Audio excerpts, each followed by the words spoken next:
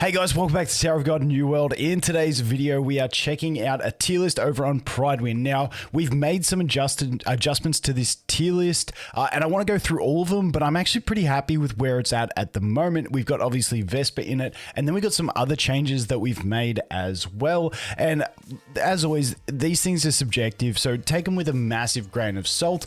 But as I explain them, hopefully you guys can get a feel for the way it happens. Now, with rankings for the SSR plus units, some of them are there based on just their single copy viability, and that is Zahard, Mashni, and also Evan. When we look into things like Evan, Kel, and stuff like that, we're looking at them having some dupes as well. Now, I do think some adjustment could be made for both Viol and also Mashni Kun, but I haven't tested them personally, so I don't have the insight to say they're on par or better than Evan Kel. So that one's a bit of an adjustment that could be made depending on people's experience. Some people I talk to that have them built say they're fantastic, and some people say they're horrible. So just keep in mind, these guys do require dupes to get to this position. If you only have one copy of Evan Kel, she's probably not going to be that high on the wish list in her damage dealing capabilities. So let's go through it. Let's first of all quickly cap off SS tier, and we'll talk about the one change, which is Ihwa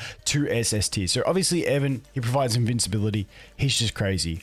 Huarian can be a carry and also a huge support, and she can absolutely slap stuff. I just cleared on my account 19-24, and her side was at about a 4x deficit, and she pretty much soloed the whole enemy team except Data Mashni was alive with her. The rest of the team died in the first sort of 3 seconds. Like, she can absolutely monster stuff even at deficits, which is crazy. Then we have Zahard and Mashni, who are both here because they are stall tanks. They're also decent once you get dupes and get damage capabilities into them, but as stall tanks, they are fantastic. They're the two best tanks in the game because they live the longest. But Ihwa has been moved up to the SS tier just after more testing. She is absolutely cracked. At lower dupes, she can work better than any other carry. Obviously, if she gets max duped, then she's going to have the extra energy, which is going to make her even more ridiculous. But you can just delete stuff. She just absolutely deletes boards. There's no targeting requirements on her abilities, and she's just, honestly, she's the most broken DPS in the game at the moment, in my opinion. Then we jump into the S tier. We got Hats, still a viable carry, but not as good as these two, in my opinion. And then we got Bomb as well, who, in my opinion, is the best SSR buffer we have in the game at the moment. Now, we've put Vespa in here. Now, Vespa's a bit of a different one. I think Vespa deserves an S tier solely based on using one copy of her as a mini stall tank. So with these guys, you can get, like, Data Mashni is normally about 12 seconds if she gets insta-nuked. Zahard's normally about 8 seconds if he gets insta-nuked. We got Vespa, who's only about 3 seconds of stall, but it's enough. On my 19-24 clear that I just did, I managed to use Vespa in it as my stall tank because I was fighting an enemy team that was 5 purple units, and if I was using Zahard or Mashni in that team, then they would be strong against my yellow units. So I brought a 5 yellow team using Vespa as the tank, and managed to wipe that enemy team at 5x deficit because I popped an early Evan ult and then just Ihwa wiped it all. But Vespa, for in those situations where you need to have more yellow units in your team as the tank, she can work. It's niche, it's tricky, it's not easy to do, but she can work. And also, once you get into chapter 21, you start looking at that, she could be your stall tank in your third team, and that's sort of what you're looking at with her. So I think she definitely deserves that, but it's not an S tier in that, like, you just pick up that character and you put them in your team and they feel OP. It's like, she's situationally incredibly good, and she's our only other option besides Data Mashni and Data Zahard at any sort of stall tank. So that's why she gets the S tier. Now, I have heard people say that she is good, like max duped as a carry and stuff like that. I haven't seen myself, so I don't want to comment on that, but her one copy usability as a stall tank isn't nearly as good as these two, but it's the only other one that we've got for that type of position. Then obviously we have Naray and Kun, just two great purple supports. I'm hanging out for a good purple DPS because I really want to build a purple team. Yes, we could go with Rachel, but I feel like she's at a point that'll get power crept. Same with Endorsey, so I'm waiting for a new purple DPS to hopefully go into a purple team because they've got two of the greatest supports in these two units.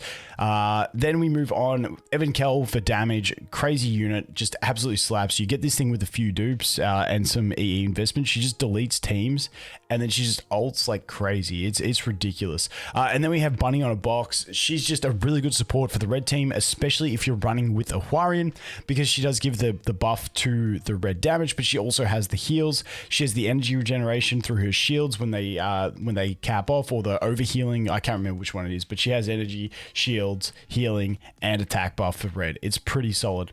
Then we move down to the A tier. I'm not going to go too in depth to all of these units because we go through them every time, and I'm really not going to go too in depth. There's only one unit I'm going to go in depth in the B and C tiers. Also, the only one behind my head is going to be the assassin dude. But we've moved up Goseng and Gray from B tier to A tier. I just don't see these guys being like these two are both so useful, and it's also because a lot of people have a yellow carry, whether it's Hats or whether it's Ihwa. And these two being yellow, giving you that bonus and then having an advantage. Gray is just cracked. When you max Gray out and you get like the 8-9 second fear on an enemy to lock them out, it can stop so many annoying effects that enemies have, where maybe one of their abilities is they lunge on your highest attack unit.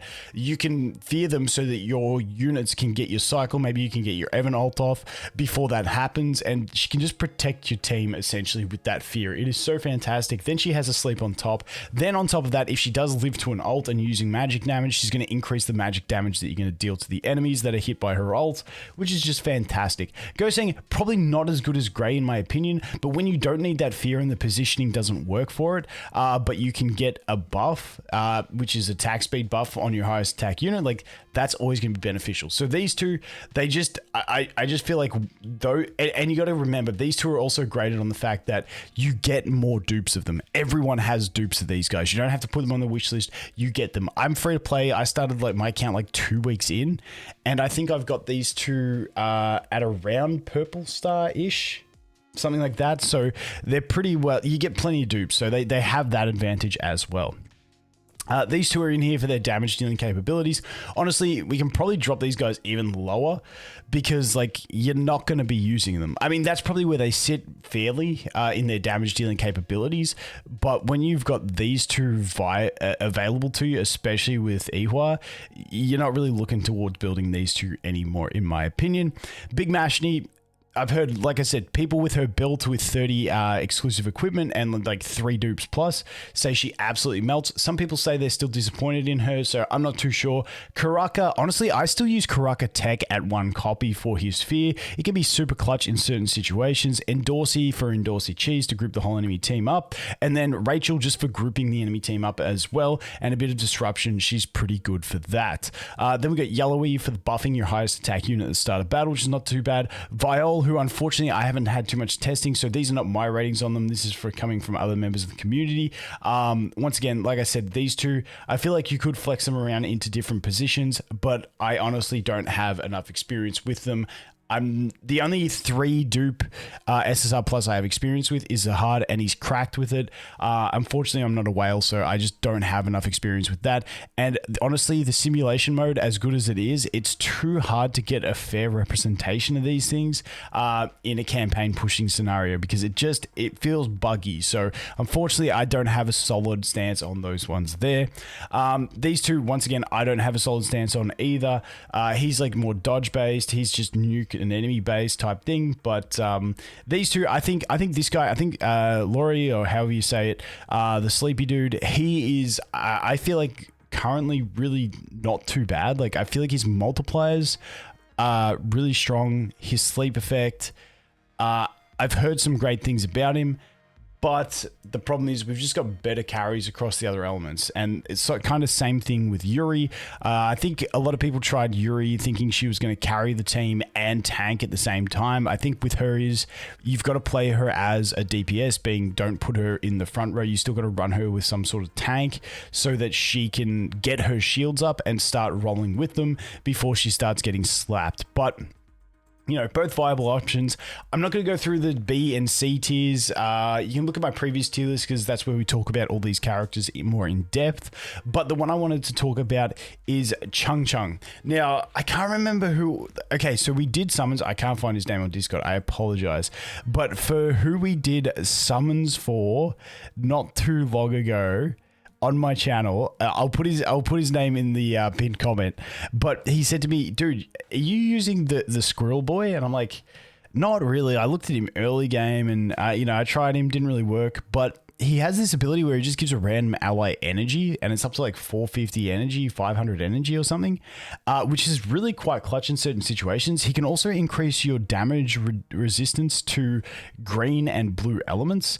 So he's actually like a really nice tech unit. So if you haven't tried this guy, I would definitely try him out because he can be really clutch in certain situations. He helped me through my 19-20 clear on the enemy team that had an Evan in it, and I used him in that clear. So dude has some potential. I haven't fully tested him enough, but I have had some good results out of him. So he did sneak into this wish list, into this tier list, and with all those SR and R units, once we see some that are like seeing really good strong use and perfectly viable, that's when we bump them into here. And yeah, like I said, he does have some usage, so feel free to tag him in and try him out, and you might get some results out of him. But anyway, guys, that is going to be it for the updated tier list. As always, thanks for watching. Hope you have an awesome day, and I look forward to seeing the next one. Cheers.